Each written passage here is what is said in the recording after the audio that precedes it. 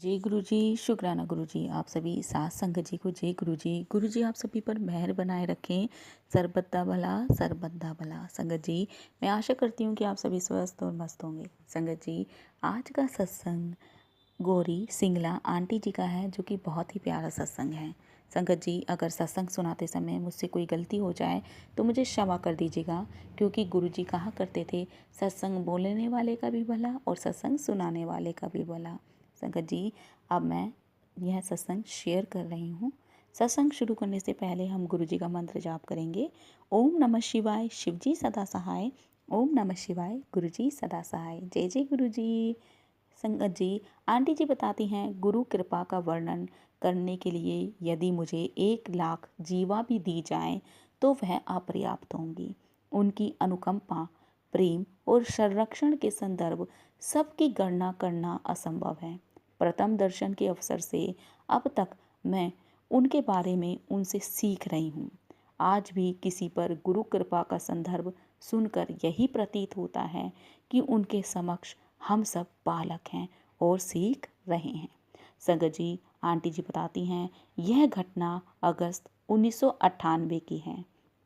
एक दिन मेरे पति अपने कार्यालय से पहले वापस आ गए और बोले वह अपने मित्र विंग कमांडर चोपड़ा के साथ गुरुजी के पास जा रहे हैं। उस समय वह किसी संत, सन्यासी या महात्मा पर विश्वास नहीं करते थे। अतः उनका यह निर्णय सुनकर मुझे विस्मय हुआ। संध्या को 6 बजे जाकर वह अर्धरात्रि के पश्चात वापस आए। उनके लौटने पर मैं पूरा विवरण सुनने को उत्सुक थी। अतः घर आने के बाद जब वह बैठ गए, मैंने उन पर प्रश्नों की बौछार कर दी। क्या गुरुजी उपदेश देते हैं, भविष्य बताते हैं, अथवा जीवन की दुविधाओं को दूर करने के लिए रत्न या मंत्र देते हैं? मेरे पति का उत्तर मेरी आशा के प्रतिकूल था। शब्दों से थोड़े में उत्तर देते हुए उन्होंने कहा कि गुरुजी ऐसा कुछ नहीं करते हैं। उनके यहाँ पर गुरुबानी के शब्द बजते हैं। उसके बाद हम सोने लगे और मैंने अपने पति का यह अनुभव एक बीती हुई घटना समझा। मेरा विचार था अगले दिन उन्हें पिछली संध्या की बात याद भी नहीं रहेगी। मेरे अचंभे की कल्पना कीजिए, जब मेरे पति ने मुझे अपने कार्यालय से फ़ोन कर कहा कि वह गुरुजी के यहाँ जा रहे हैं और उन्हें आने में देर हो जाएगी। जब वह पिछली रात्रि की भांति देर से आए तो मैंने उनसे एक प्रश्न किया कि ऐसी कौन सी शक्ति है जो आपको वहाँ ले गई। उनका उत्तर सरल था, वहाँ पर जो मुझे मिला उसे शब्दों में वर्णन करना कठिन है, उसको केवल अनुभव कर सकते हैं। उत्सुकतावश अगले दिन मैंने सह परिवार वहाँ जाने का निर्णय ले लिया। गुरुजी के द्वार पर आंटी जी बताती हैं, मेरे पति के तीसरे दर्शन के अवसर पर पूरा परिवार उनके साथ गया। गुरुजी के स्थान से 20 से 30 मीटर दूर से ही तीव्र सुगंध आने लगी। जब हमने उस कक्ष में प्रवेश किया जहाँ गुरुजी बैठे थे, वह सुगंध चारों ओर थी। पहली बार जो मेरे मन में आई वह, इन सज्जन ने इतना तेज और अधिक इत्र क्यों लगाया हुआ है। वह सुगंध पूरे कमरे में फैल रही है। निश्चित रूप से यह कोई बने ठने दिखावटी गुरु होंगे। मेरे पति के वर्णन करने पर भी गुरुजी के प्रथम दर्शन मेरे मानसिक चित्रण से बिल्कुल भिन्न था, किंतु अभी अकल्पनीय होना शेष था। जैसे ही गुरुजी के चरण स्पर्श कर मैं उठ रही थी, गुरुजी बोले कि गुड़गांव के संत की भक्त अनंततः आ ही गई। इस कथन के साथ ही उन्होंने मुझे बता दिया कि उनका मेरे बारे में कितना ज्ञान है। हमारे परिवार के सदस्यों के अतिरिक्त किसी और को गुड़गांव वाले संत का पता था ही नहीं। संगत जी आंटी जी बताती हैं, श्रद्धा की चुस्की चाय प्रसाद। गुरुजी के यहाँ चाय पहला और कभी अंतिम पेय होता है। बचपन से मुझे चाय से घृणा रही है। यदि मैं चाय किसी भी रूप में लेती थी तो मेरे मुख में घाव हो जाते थे। मेरे बैठते ही एक सज्जन चाय बांटते हुए आए। मैं दुविधा में थी, प्रसाद को मना कैसे करूं।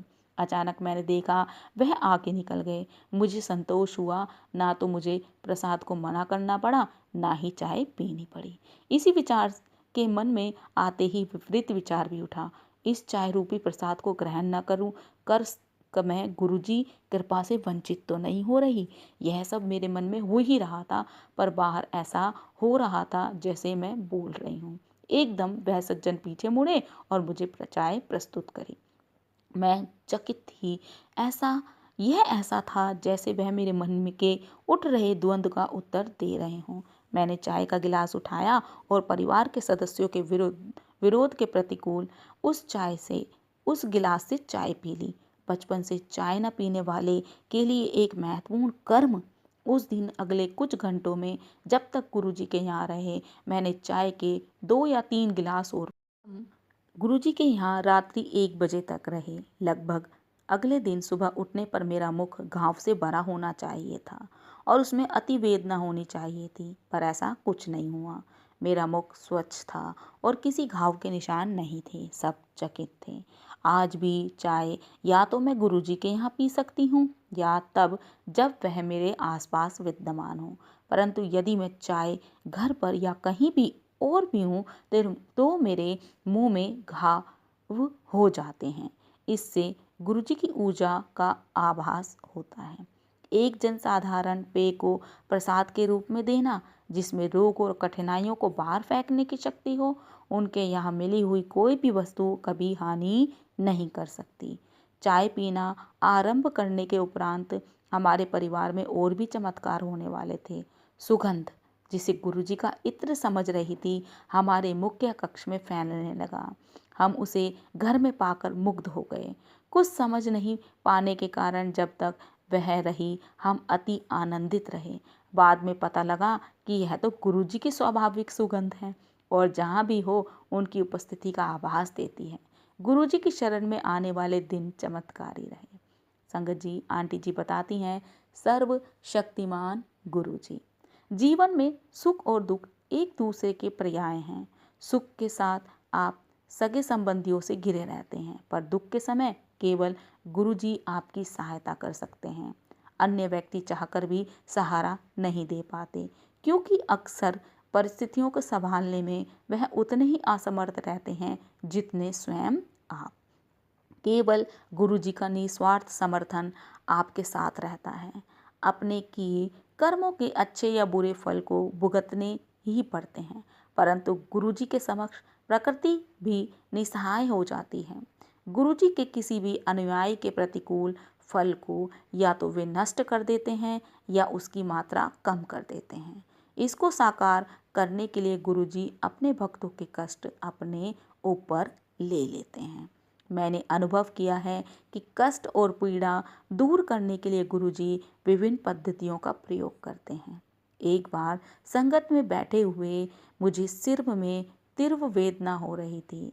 यह इतनी अधिक थी कि मैं कुछ भी खाने, पीने या सोचने में असमर्थ थी। अचानक गुरुजी ने मुझे बुलाया और कहा, उनके सिर में बहुत तेज दर्द है और मुझे कुछ देर के लिए अपना माथा दबाने को कहा। यह करने के बाद मैं अपने स्थान पर वापस आकर बैठ गई।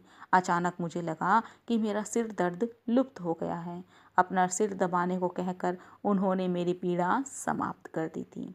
एक बार मुझे ज्वर ने घेर लिया था और कई दिन तक रहा। परीक्षणों और औषधियों के उपरांत भी वह नहीं उतरा। फिर 2 सप्ताह तक तीव्र औषधियों के सेवन से वह कम हुआ तो पुनः वापस आ गया।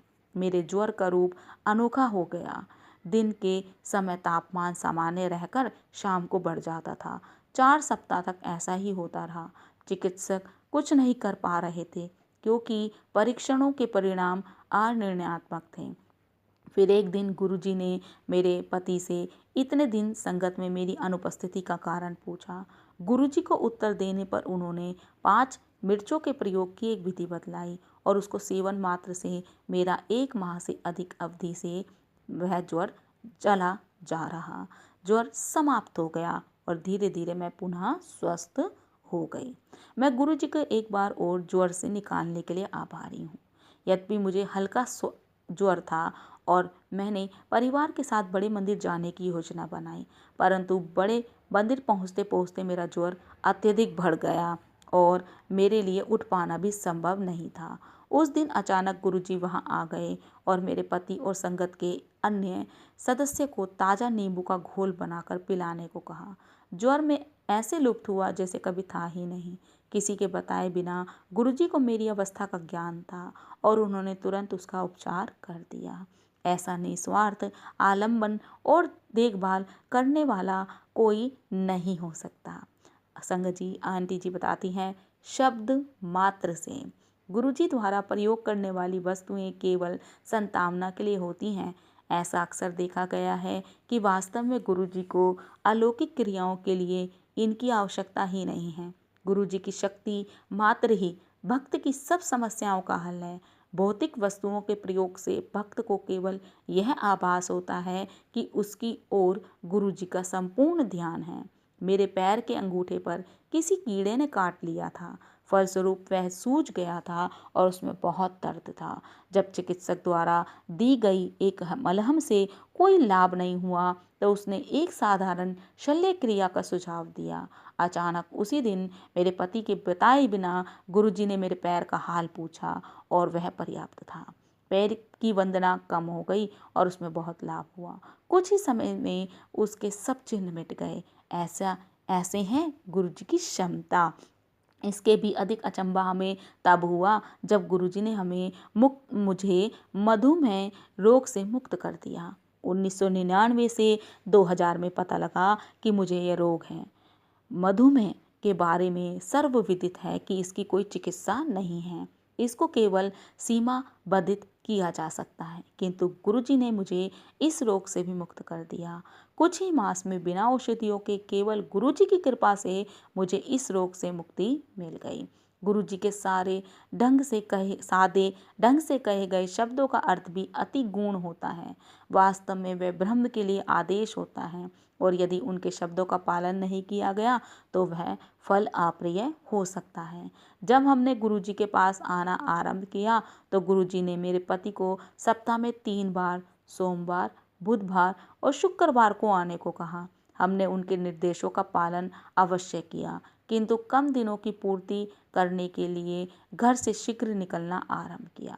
एक दिन जब हम 6 बजे ही पहुंच गए तो गुरुजी ने सत्संग के निर्धारित समय 8 बजे आने को कहा। आश्चर्यजनक रूप से उसके पश्चात ऐसा होने लगा कि हम वहां 8 बजे ही पहुंच जाते थे।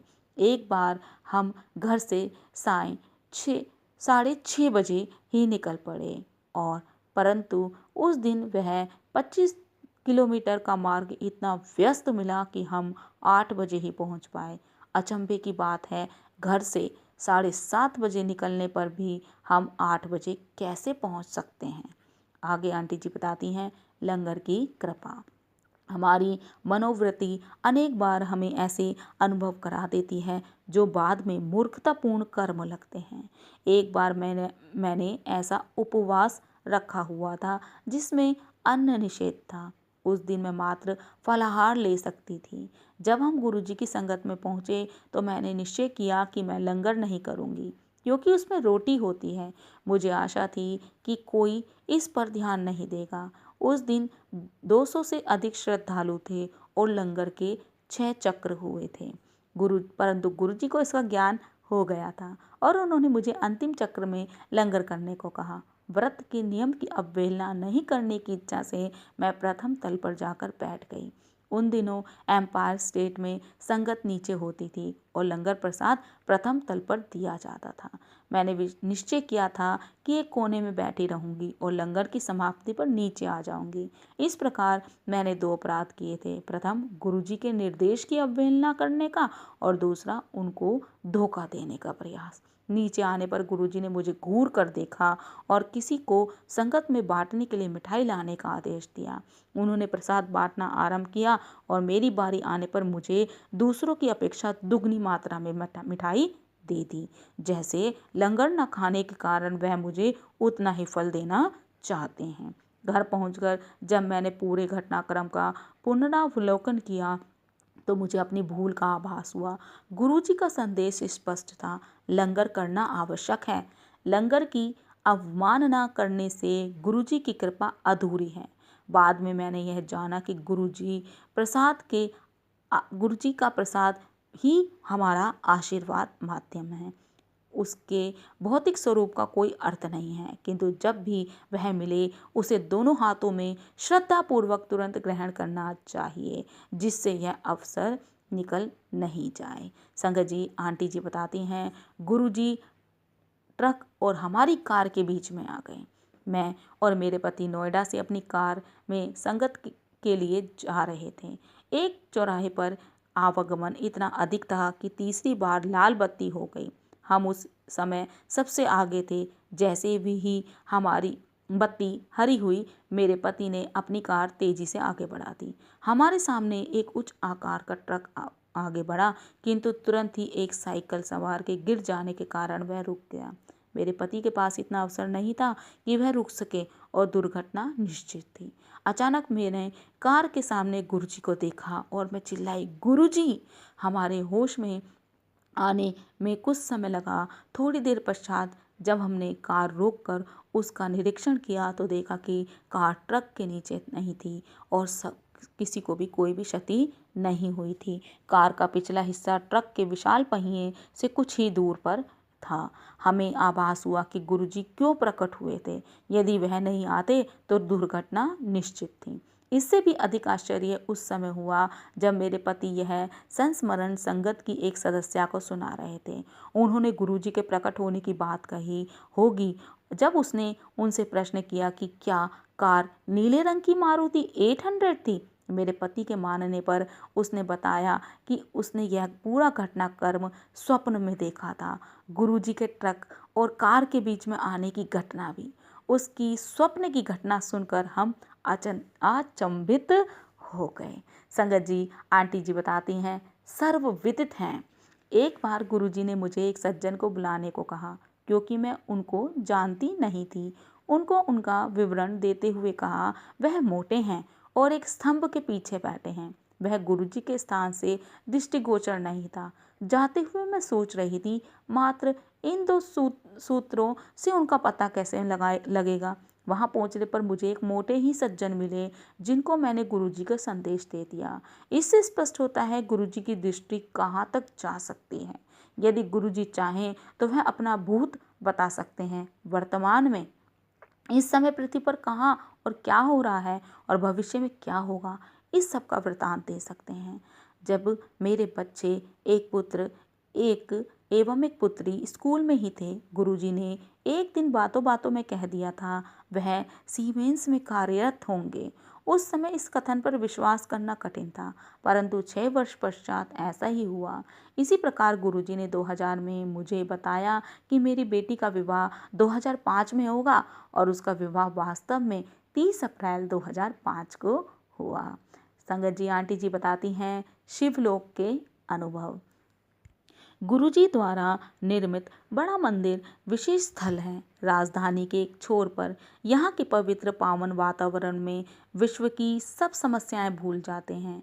यहाँ पर मैं गुरुजी की अनुपस्थिति में भी चाहे कितनी भी चाय पी सकती हूँ। यह मंदिर में उपस्थित अदृष्ट शक्ति का एक अति सूक्ष्म सूचक है। भले ही किसी को यहाँ पर अपने अनुभव पर विश्वास नहीं हो, मुझे यहाँ पर सदा एक अलौकिक शक्ति की उपस्थिति का आभास होता है।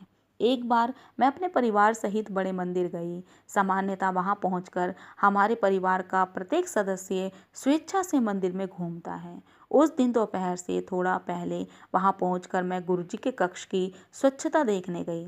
उस कक्ष में शिवजी जी की एक अति सुंदर प्रतिमा है, जिसमें वह आशीर्वाद देने की मुद्रा में आसीन है।